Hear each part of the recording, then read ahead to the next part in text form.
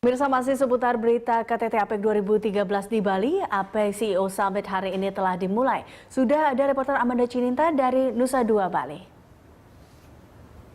Ya, Amanda, apa saja yang menjadi perhatian para pemimpin negara maupun pebisnis dalam forum tersebut?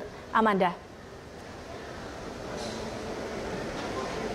Ya, Liza dan pemirsa, benar sekali APEC CEO Summit resmi dibuka pagi tadi oleh Presiden Susilo Bambang Yudhoyono. Ada beberapa kata kunci yang kerap mengemuka dan dikatakan menjadi prioritas, terutama dalam keynote speech atau pidato pembukaan Presiden SBY tadi. Yang pertama adalah Bogor Goals atau kesepakatan yang dicapai pada kali Indonesia menjadi tuan rumah bagi APEC di tahun 1999. Dalam hal liberalisasi investasi dan perdagangan, juga integrasi ekonomi yang lebih mendalam. Meskipun sudah terjadi penurunan tarif dari level 16,9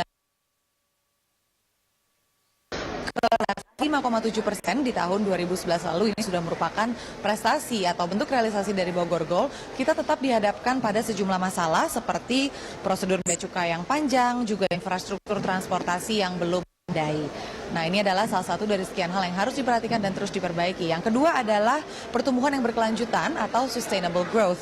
Ada permasalahan yang kerap dihadapi seluruh dunia, terutama wilayah Asia Pasifik, yaitu overpopulasi, di mana tahun 94 Presiden SBY kembali membandingkan jumlah populasi dunia yang hanya berjumlah 0,5 miliar manusia, dan hari ini ada 7 miliar dan diperkirakan tahun 2045 akan ada 9 miliar orang. Nah, ini tentunya akan memberikan tantangan dalam hal suplai energi, pangan, dan air, terutama karena mayoritas dari pertumbuhan populasi itu akan berada di area Asia Pasifik. Yang ketiga adalah mempromosikan connectivity. Aliran komoditas, jasa, investasi, dan manusia di seluruh Asia Pasifik adalah prioritas yang kritikal. Nah, tentunya dibandingkan tahun 94, sudah banyak sekali kemajuan teknologi yang memungkinkan cara-cara baru dalam menjalankan usaha, tidak hanya antar negara, namun juga antar benua. Ini adalah beberapa hal-hal yang dikemukakan oleh Presiden SBY dalam pidato pembukaan yang secara resmi membuka CEO Summit pagi tadi. Nah, kepala negara tidak hanya Presiden SBY, setelah itu juga ada Perdana Menteri Singapura Lee Hsien Loong yang juga berbicara dalam dialog pertama dari CEO Summit hari ini.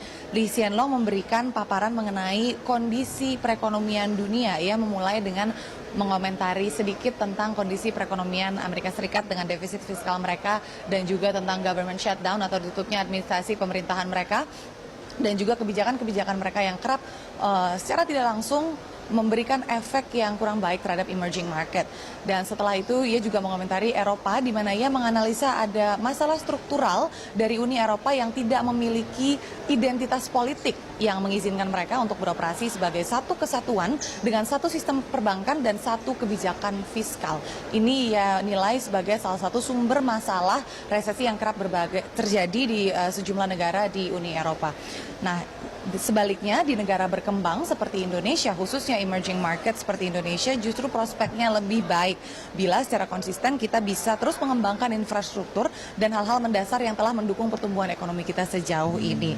Walaupun semua mata tertuju ke Cina bila kita bicara soal ekonomi Asia dengan pertumbuhan mereka yang 7%, namun ia mengatakan jangan lupa masih banyak negara Asia lain yang juga patut diperhatikan seperti Jepang dan tentunya Asia Tenggara yang harus bisa kerap meningkatkan kerjasama, terutama antar Trans Asia Pasifik dan juga antar developing countries dan emerging market, supaya bisa lebih resilient dan lebih tahan terhadap gonjang-ganjing atau gejolak finansial dunia yang kerap tidak menentu. Eliza. Baik, terima kasih Amanda. Selamat bertugas kembali Amanda. Amanda Cininta melaporkan langsung dari Nusa Dua Bali.